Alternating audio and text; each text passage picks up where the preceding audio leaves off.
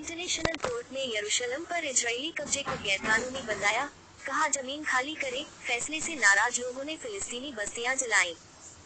ICJ ने West Bank और पूर्वी यरूशलेम पर इजराइल के कब्जे को गैरकानूनी माना है। कोर्ट ने अपने फैसले में इजराइल को जमीन खाली करने और मुआवजा देने की सलाह भी दी है।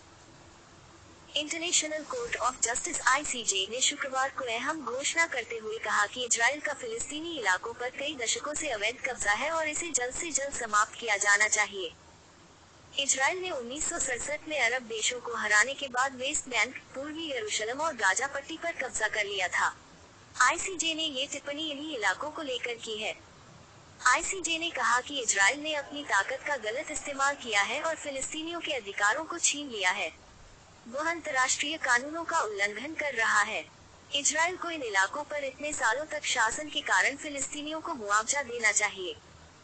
टाइम्स ऑफ इजराइल की रिपोर्ट के मुताबिक आईसीजे के फैसले के बाद वेस्ट बैंक में बसाए गए इजरायली लोगों का गुस्सा भड़क गया। उन्होंने वेस्ट बैंक के करीब फिलिस्तीनी आबादी वाले बुरीन गांव में आग लगा दी।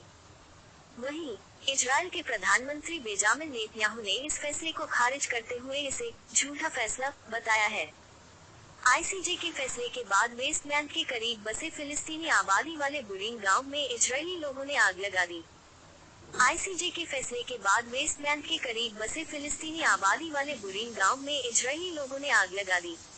नेतन्याहू बोले यरूशलेम हमेशा से इजराइल की है। आईसीजे के फैसले के बाद पीएम नेतन्याहू ने एक बयान में कहा कि यहूदी लोगों ने फिलिस्तीनियों की जमीन पर कब्जा नहीं किया है। वे जहां रह रहे हैं वे उनकी अपनी जमीन है। यरूशलेम कब्जाई जमीन नहीं है बल्कि इजराइल की राजधानी है। ये आज से नहीं है, हमेशा से ही ये इजरायलियों की जमीन है। नेतन्याहू ने कहा कि आईसीजे का कोई भी फैसला इस ऐतिहासिक सच को झुठला नहीं सकेगा।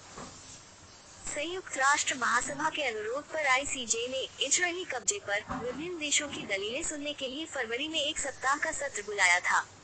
इसमें कई देशों ने इजराइल से 57 साल पुराने कब्जे को छोड़ने की अपील की थी। आईसीजे में 15 जज हैं, जिनमें से 11 जजों ने इजराइल के खिलाफ फैसला सुनाया।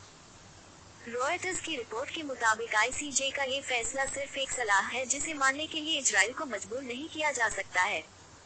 हालांकि संयुक्त राष्ट्र में फिलिस्तीनी राजदूत रियाद मंसूर ने इस फैसले पर खुशी जताते हुए आईसीजे को शुक्रिया कहा। मंसूर कहा कि हमारे लोग इस अवैध कब्जे को खत्म करना चाहते हैं। आज जो हुआ है वह इस कब्जे को खत्म करने की दिशा में एक बड़ा अहम कदम है। उन्होंने कहा कि वे इस फैसले से जुड़ी सभी बारीकियों को पढ़ेंगे और इसके आधार पर संयुक्त राष्ट्र महासभा में एक बेहतर प्रस्ताव पेश करेंगे। इस फैसले के बाद पीएम नेतन्याहू की सरकार में सहयोगी पार्टी के नेता इतमार बेन-ग्विर ने बयान जारी किया। उन्होंने कहा कि इजराइल को इस फैसले के जवाब में वेस्ट बैंक के बाकी हिस्सों पर कब्जा कर लेना चाहिए। इजराइल के ऊर्जा मंत्री अली कोहेन ने सोशल मीडिया पर कहा कि यह हमारे पूर्वजों की जमीन है। हमने यहाँ पर आने के लिए 2000 सालों तक प्रार्थना की, तब हमें ये जगह मिल पाई है। आईसीजे यहूदी विरोधी अदालत है। उसके फैसले से हम पर रत्ती भर असर नहीं पड़ेगा। उन्होंने गाजा से 2005 में इजराइल की वापसी को एक गलती बताया और कहा कि अब वेस्ट बैंक छोड़कर इजराइल वही गलती नहीं दोहराएगा। गौरतलब है कि इजराइल ने 2005 में गाजा पर से अपना दावा छोड़ दिया था।